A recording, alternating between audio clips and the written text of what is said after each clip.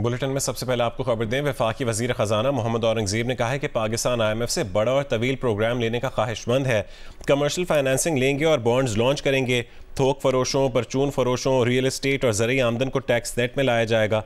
वजीर खजाना ने कहा है कि महंगाई में कमी का रुझान है, सूद की शरह भी कम होगी। दोस्त ममालिक से रकूम जमा कराने और रोल ओवर कराने का दौर बीत चुका है। SIFC बैरून मुल्क से सरमायाकारी लाने का अहम प्लेटफॉर्म है। IMF की शराइत की वजह इतमाद का फुकदान है। सिंध की तरह विफाक भी पब्लिक प्राइवेट पार्टनरशिप अपना सकता है। हुकूमत ने गौर खौज की बजाय नफाज का मरहला शुरू करने का फैसला किया है। तफसील बताएंगे अशरफ मलखम। IMF प्रोग्राम में तसलसल से रहेंगे तो मुआशी नज़्म ज़ब्त रहेगा। मईशत की बेहतरी IMF से ज्यादा हमारी हुकूमत का हदफ है। IMF से मौजूदा कर्ज प्रोग्राम की आखिरी किस्त $1.1 अरब है। इसे जारी करने में कोई रुकावट नहीं। नए कर्ज प्रोग्राम का इब्तदाई खाका तैयार कर रहे हैं। खुसूसी सरमायाकारी कौंसिल बैरूनी सरमायाकारी के लिए बेहतरीन प्लेटफॉर्म है। ये सब कहा वज़ीर खजाना मोहम्मद औरंगजेब ने मीडिया को ब्रीफिंग में। इनका कहना था कि PI की निजकारी बहुत जरूरी है। टैक्स आमदन डिजिटल तरीके से जमा करना चाहते हैं। टैक्स निज़ाम में शफाफियत हुकूमत की अवलीन तरजीहात में शामिल है। कौमी आमदनी में टैक्सों का हिस्सा 10% तक पहुँचाना चाहते हैं। IMF से कर्ज प्रोग्राम के साथ माहौलियत की फंडिंग पर भी बात हो सकती है। माहौलियत की बेहतरी के लिए IMF कुछ ममालिक को कोटे से ज्यादा कर्ज देता रहा है। Ashraf Malkham, Geo news, Islamabad. Standby program के तहत आखिरी किस्त जारी करने का जायजा लेने के लिए IMF वफ्द आज पाकिस्तान पहुंचेगा। IMF वफ्द से मुज़ाकरा 14 से 18 मार्च तक होंगे। वफ्द मुख्तलिफ वज़ारतों के हुकाम से मुलाकातों के बाद अगली किस्त जारी करने से मुतालिक फैसला करेगा। ज़राए वज़ारत ख़जाना के मुताबिक पाकिस्तान जून से पहले अगला कर्ज प्रोग्राम हासिल करना चाहता है। पाकिस्तान अपनी तारीख का तवील तरीन प्रोग्राम लेना चाहता है जो 4 साल के लिए होगा। पाकिस्तान मजमूई तौर पर $7.5 अरब का कर्ज प्रोग्राम लेना चाहता है। $6 अरब कर्ज प्रोग्राम के लिए होंगे और $1.5 अरब मौसमी तब्दीली से मुतालिका प्रोग्राम्स के लिए होंगे। अगले महीने अमेरिका में आलमी बैंक और IMF के इजलास की साइडलाइन पर भी इस कर्ज के बारे में बातचीत होगी।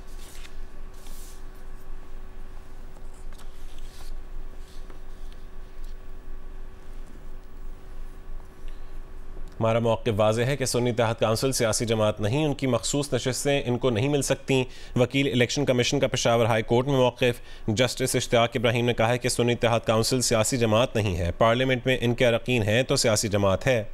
अटॉर्नी जनरल मंसूर उस्मान अवान ने कहा कि मखसूस नशिस्तें खाली नहीं रखी जा सकती। कौमी असम्बली में मखसूस नशिस्तें सियासी जमात से नहीं सूबों से मंसूब हैं।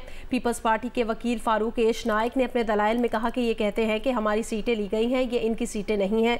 सुन्नी इत्तेहाद काउंसिल ने नशिस्त नहीं जीती, इसलिए नशिस्तों का तकसीम कार नहीं बनता। जिस पार्टी ने इलेक्शन नहीं लड़ना वो लिस्ट नहीं दे सकती। सुन्नी इत्तेहाद काउंसिल की मखसूस नशिस्तों के लिए दरख्वास्त पर समाअत जारी है।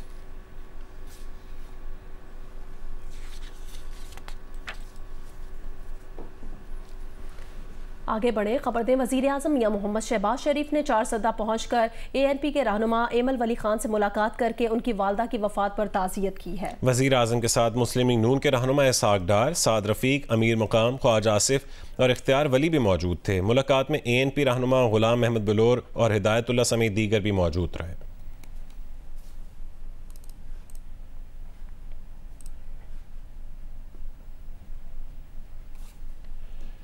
आगे बढ़ते हैं। कराची के इलाके नॉर्थ नाज़िमाबाद ब्लॉक 8 से 2 कम उम्र बहन भाई मुबैना तौर पर लापता हो गए हैं। बच्चों की वालिदा ने सोशल मीडिया पर मदद की अपील की है। तफसील जानेंगे काशिफ मुश्ताक से। काशिफ, बताएगा मजीद क्या डिटेल्स हैं और पुलिस ने अब तक क्या किया है? जी, हमारी इस हवाले से पुलिस हुकाम से भी बात हुई है, जबकि बच्चों की जो वालदा है उनसे भी बात हुई। उनकी जानिब से बताया जा रहा है कि रात गए जो है वो 11:30 बजे घर से ये दोनों बच्चे निकले हैं और उसके बाद से लापता हैं। पुलिस को 15 पर भी इतला दी गई, जबकि थाने में इस हवाले से दरख्वास्त भी जमा करा दी गई थी। जबकि थाने में जो है वो अब पुलिस की जानिब से कहा जा रहा है कि इस वाक़े का मुकदमा जो है वो दर्ज किया जा रहा है। वालदा और वालिद जो हैं इनकी आपस में अलहदगी हो चुकी थी, ताहम दोनों के बयानात भी लिए जाएंगे। जबकि वालदा जो है वो इस वक्त मुल्क के अंदर मौजूद नहीं है। वो उनकी जब 9 साल पहले अलहदगी हुई थी तो इसी दौरान जो है वो मुल्क से बाहर चली गई थी। ताहम इस हवाले से मामू को भी शामिल तफ्तीश किया गया है, चूंकि ये बच्चे जो है वो नानी और मामू के पास जो है वो रहते थे। तो इस हवाले से अब पुलिस की जानिब से तफ्तीश शुरू कर दी गई है। 11:30 बजे के करीब गुज़िश्ता रात ये वाक़या पेश आया है। उसके बाद 12:10 पर जो है वो पुलिस को इतला दी गई इस वाक़े के हवाले से, और तब से जो है वो पुलिस अब ये कहती है कि वाक़े की CCTV फुटेज भी हासिल की जा रही है, जबकि मुकदमा भी दर्ज किया जा रहा है। बहुत शुक्रिया काशिफ अपडेट करने के लिए। वज़ीर आज़म की ज़ेर सदारत SIFC की एपेक्स कमेटी का इजलास तलब किया गया है। Army chief general Asim Munir भी एपेक्स कमेटी के इजलास में खुसूसी शिरकत करेंगे। तफसील जानेंगे अयाज अकबर यूसुफजई से। अयाज, अपडेट कीजिएगा। जी बिल्कुल, special investment facilitation council apex committee का जो तारीखी इजलास है वज़ीर आज़म शहबाज शरीफ की ज़ेर सदारत उसको तलब कर दिया गया है, जिसमें army chief general Asim Munir apex committee के इजलास में खुसूसी तौर पर शिरकत कर रहे हैं और खुसूसी तौर पर जो साबिक निगरान वज़ीर आज़म थे नौर लुकाकड़, उनकी जो निगरान काबीना थी उनको भी खुसूसी तौर पर इस इजलास में मंजूर किया गया है। इजलास में SIFC से मुतल्लिक अरकान को तफसील दी जाएगी और मुल्क में सरमायाकारी से मुतल्लिक जो उमूर है उसका जायजा भी लिया जाएगा और आगे आने वाले दिनों में आदाब तय किए गए हैं उस हवाले से रोड मैप बनाया जाएगा। शुक्रिया अयाज तफसील बताने के लिए।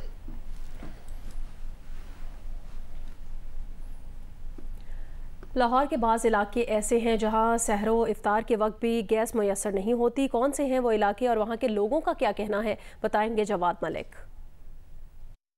जी बिल्कुल, इस वक्त हम ग्रीन टाउन के इलाके में मौजूद हैं। हमने मुख्तलिफ इलाकों का दौरा किया, विज़िट किया, जिसमें टाउनशिप शामिल था, जौहर टाउन पे गए। उसके अलावा हम इस वक्त ग्रीन टाउन पहुँचे हैं तो हमने तमाम इलाकों का जो विज़िट किया है वहाँ पर यही सूरत हाल है। गैस जो है वो उसका अव्वल तो आती नहीं है, आती है तो उसका प्रेशर इतना कम होता है कि ना सहरी के वक्त लोग खाना पका सकते हैं, अपनी सहरी कर सकते हैं, और फिर अफ्तारी के वक्त भी जो दावे किए गए थे सुई नॉर्दर्न गैस हुकाम की तरफ से वो भी हम देख रहे हैं कि प्रेशर जो है इंतहाई कम है। तो अब इस वक्त हमारे पास अहल इलाका मोहल्ले वाले मौजूद हैं, हमसे पूछते हैं कि जो गैस की क्या सूरत हाल है। गैस का कोई वक्त नहीं आने का, शहरी के टाइम गैस नहीं आती, चाय नहीं पकती उस पर।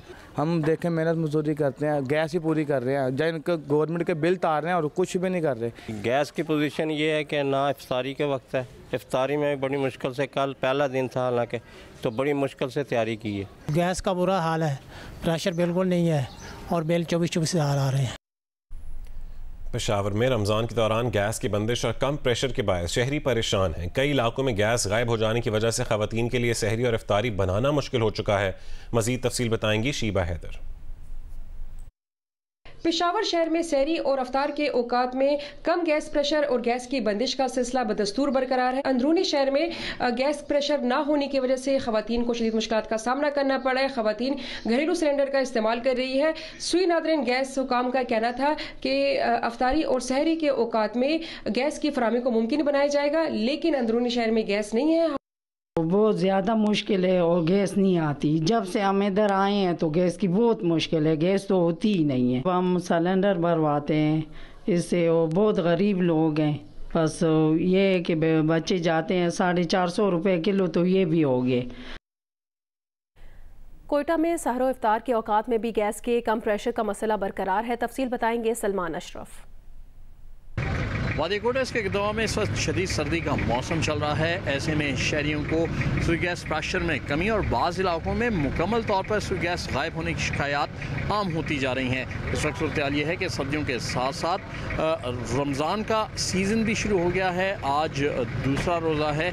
सहरी और जो अफ्तारी के औकात हैं उसमें सुल्तान गैस हुकाम की जानिब से ये कहा गया था कि वो सुई गैस फराम करेंगे, लेकिन कोयटा के नवाही इलाकों से और जो वस्ती इलाके हैं बाज़ वहाँ से भी सुई गैस प्रेशर में कमी की शिकायत आम है।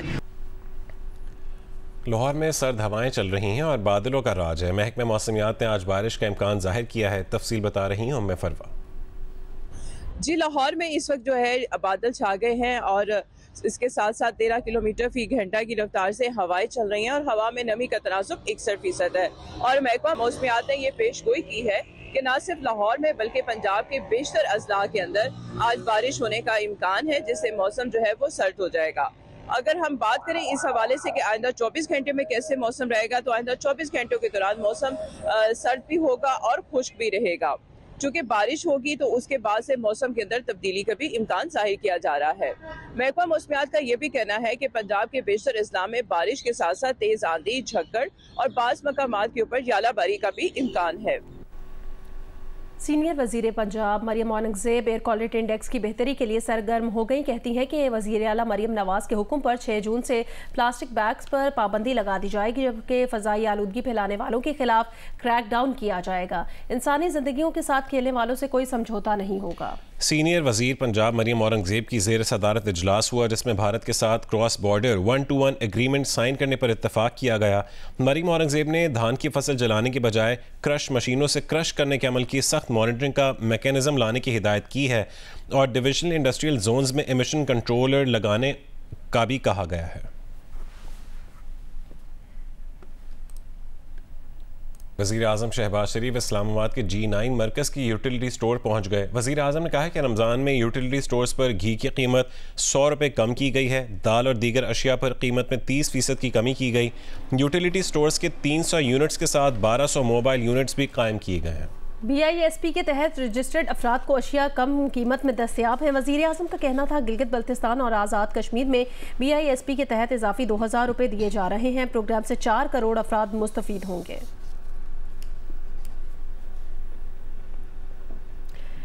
इस्लामाबाद हाई कोर्ट में बानी PTI से अडियाला जेल में मुलाकात न कराए जाने पर तौहीन अदालत केस की समाअत हुई। अदालत ने सुप्रिटेंडेंट अडियाला जेल को नोटिस जारी करके 15 मार्च को जवाब तलब कर लिया। जस्टिस समन रिफत इम्तियाज ने अलामा राजा नासिर अब्बास की दरखास्त पर समाअत की।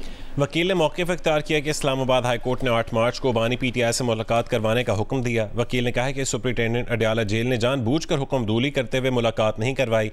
दरखास्त गुजार के वकील का कहना था कि सुप्रिटेंडेंट अडियाला जेल के खिलाफ तौहीन अदालत की कार्रवाई की जाए।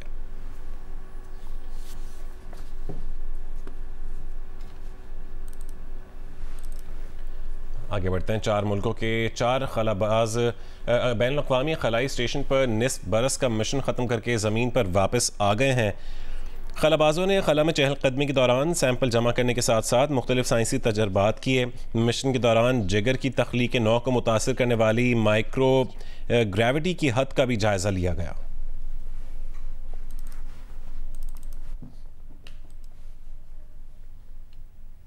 खेल के मैदान से खबर है। HPL PSL 9 का लीग मरहला मुकम्मल हो गया। इवेंट में कल पेशावर ज़ल्मी और मुल्तान सुल्तान्स के दरमियान क्वालिफायर खेला जाएगा। मैच की फातेह टीम फाइनल में पहुंच जाएगी। जुम्मे को कोयटा ग्लैडिएटर्स और इस्लामाबाद यूनाइटेड एलिमिनेटर 1 में मद्दे मुकाबिल होंगी।